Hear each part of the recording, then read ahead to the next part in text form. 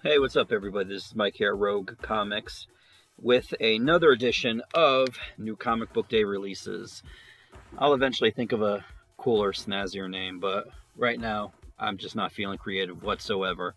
And as you saw by the big purple guy there, yes, this is another week where Marvel apparently has forgotten that they do put out comic books, so I basically have to do it myself. Not that I'm complaining. I mean, that I pretty much have the format, at least as far as OBS is concerned, down. All I got to do is just plug different things into it and make sure that it doesn't show me things like the audio input capture twice for some reason.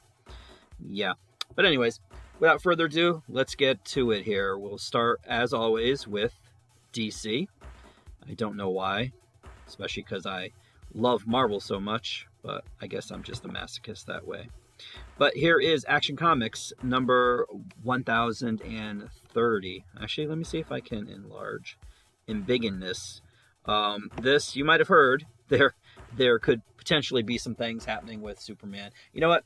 I want to keep this quick, so I'm not going to ramble and talk about things that I've heard. Also, I just realized as I looked through the corner of my eye there, I left the open sign up in the store, and that means that at any given moment somebody could potentially knock at the door.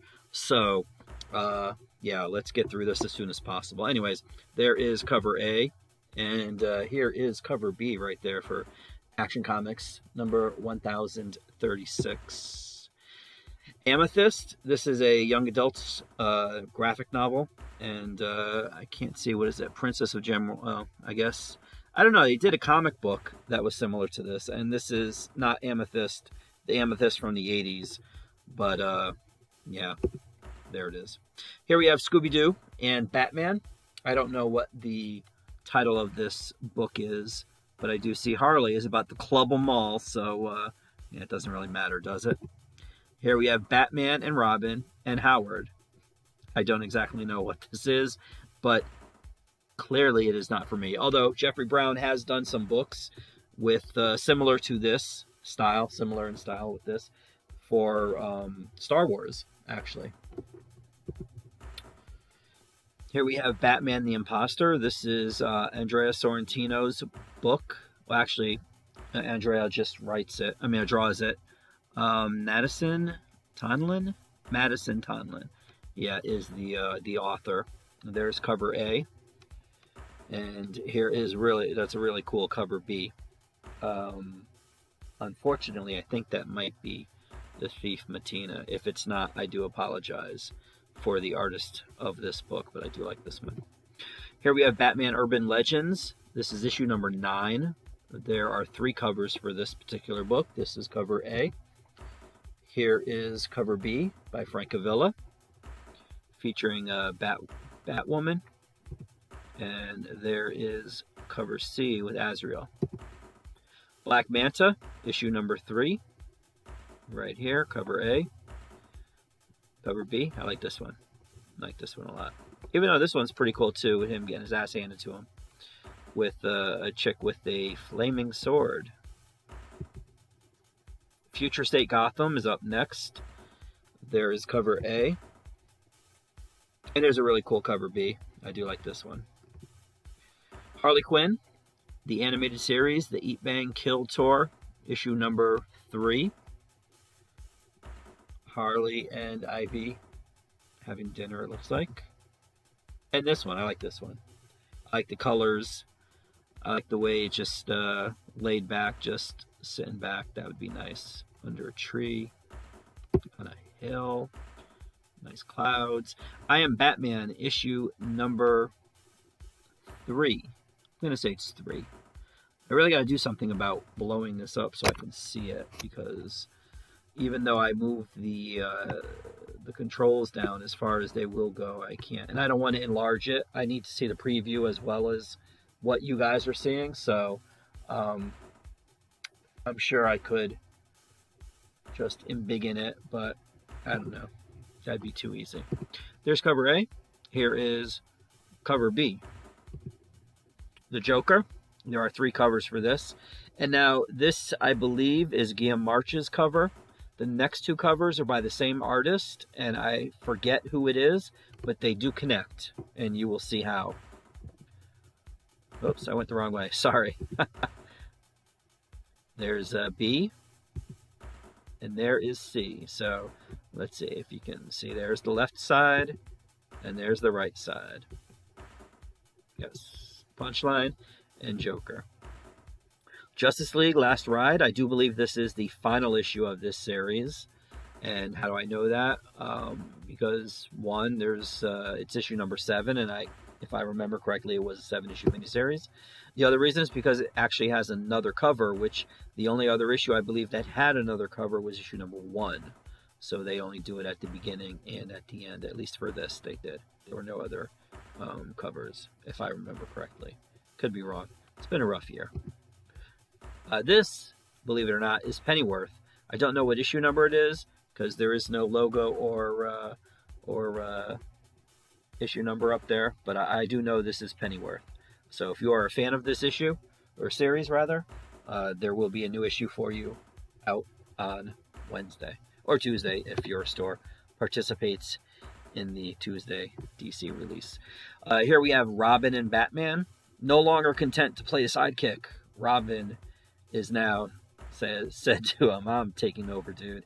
So we have Robin and Batman. This looks to be a 3-issue miniseries, as we can see in the upper left-hand corner. And this is cover A. And here's a really cool cover B. Now, apparently this is by Jeff Lemire, which is surprising to me because I do like this. Not that I'm not saying I don't like Jeff Lemire's work. It's just, I don't know. I like it. And as you might have been able to tell, if you saw this with the thumbnail, this was the thumbnail here. Static, Season 1, issue number 4. Now, I promise you, this is not the cover for cover A. This was the cover for the B cover for last issue. But for some reason, DC keeps showing this cover as the A cover for issue number 4. But trust me, there is a new Static issue, and it does not have this cover. Superman versus Lobo, issue number 2. Here is cover A, and there is cover B. I dig it. I dig it a lot. This one, I believe this is Titans, if I remember correctly. If, with the next cover that I go to, if Beast Boy is on there, then this is most definitely Titans. Let's see. Let's see together, shall we? There we go. So yes, this is Titans United, issue number 3. So this is the B cover right there, and this is the A cover. I was right. And last but not least, this is Wonder Woman. Now this cover here is by the Dodsons. This looks good. I like it. But the next cover I'm about to show you is probably my cover of the week. For all companies. All companies, doesn't even matter. Because this is just a gorgeous cover right here. I don't know who did it, but whoever did it, you can draw. You can most definitely draw. Because I like this a lot. And this is the B cover for Wonder Woman number 781. I cheated because it's on the TV. I can see it on the TV since it's live. Well, it's live right now. There it is, 781. And that wraps up the DC portion of our show. Let's move on to the MCU. Here we have Amazing Spider-Man, issue number 78. And I can't see who that is. Yeah, that's Morbius right there. Morbius. I wonder why they're using him. Here we have Avengers, Tech on Avengers. This is issue number 4. There is Black Panther right there. And there is Captain Marvel by Peach Momoko. Here we have Deadpool, Black, White, and Blood, issue number 4. There's cover A. I don't know who did this. I apologize. The signature I can see by his calf is really small. But I do know that this cover, the B cover, is by Mike Allred. Right there. Here we have the Eternals, issue number 7. And as it says in the upper left-hand corner, a new arc starts here. So if you have not been getting the Eternals, or you happen to see the movie, which was pretty good, and you want to get into it, this is a good starting point for you. Well, actually, it's not a good starting point for you, but it's a good starting point as far as not interrupting the middle, getting it in the middle of the story. Because, see, there are differences between the Eternals in the comics and the Eternals in the movies, and I don't know exactly how they're going to reconcile those two things, because sometimes when people see the movies, they want it to be exactly like the movies in the comic book. Sometimes when people read the comic book, they want it to be exactly the same thing in the movie or the TV show, and those two things rarely, if ever, seem to coexist. Although there are moments where you get, little things here and there, but, I guess it just depends on how dramatic you want to be. Here we have Excalibur, issue number 25. And originally I thought this dude holding the sword was Gambit falling to his death, and I can't lie, I was slightly excited that, such a thing would happen, but unfortunately, as you can see, it is not Gambit. I don't know who it is, but I do know that's Betsy on the left-hand side, so see what happens with her. Or not, because I really don't read this book. And this is the gorgeous Peach Momoko cover featuring Jubilee. Here we have Hellions, number 17, Nanny and Orphan Maker. I don't know why this should have been at the beginning, because I don't know if you've noticed, but the cover's usually in alphabetical order. But this should have been the first cover, because this would be a great way to begin. I mean, this is a really cool cover right here. This is for Alien number 8. This is cover A. And there is cover B. Cover B is pretty cool too. Here we have Miles Morales, Spider-Man, number 32. And they really need to give this dude a name. Savage Avengers, issue number 26. Strange Academy, Lucky number 13. Art Adams cover right there. There we have Star Wars, The Guardians of the Whills. This is a manga cover, and I do pronounce it manga. Star Wars High Republic, issue number 11. I think there might be 2 covers for this. I could be wrong. We'll see with the next one. Oh, I guess I was wrong. Here we have Star Wars Insider. This is the Boba Fett variant cover. This is a magazine for Star Wars fans. Here is The Thing, issue number 1. Pretty cool cover. I do like this. However, I like this one way more. This is the fabulous Lee Bermejo doing a variant cover for The Thing right here. Look at that. I wonder, that's got to be a Doombot. It's got to be a Doombot. Maybe just rip Dr. Doom's head off. Wouldn't that be cool? And last but not least, Venom, number 1. I'll probably have a couple of variant covers for this. Don't know. I just decided to do one cover. And this is the main cover right there. And, yeah. And last, but most definitely not least, here we have the independent books, including Image, Dark Horse, Boom, IDW, and whatever else there might be. This particular book here, A Righteous Thirst for Vengeance. This is issue number 2, I believe. And this is from Image Comics, Rick Remender. Here we have MoMA, M-O-M-A. This is from Boom. And I believe this is the final issue. This could be issue number 5. Maze Book, issue number 3. The aforementioned Jeff Lemire doing the issue. I at least know he's writing it. He did this cover, but I don't know if he's drawing the interiors. And here's the really cool B cover. I do like this one. I don't know why, but I do. Out is right here. This is issue number 2. Here we have, oh god, PH Phenom X, I guess. John Leguizamo apparently had a hand in writing this book. I'm trying to see who else. I can't see the other names in there. It's really, really small people. Oh, wait, there we go.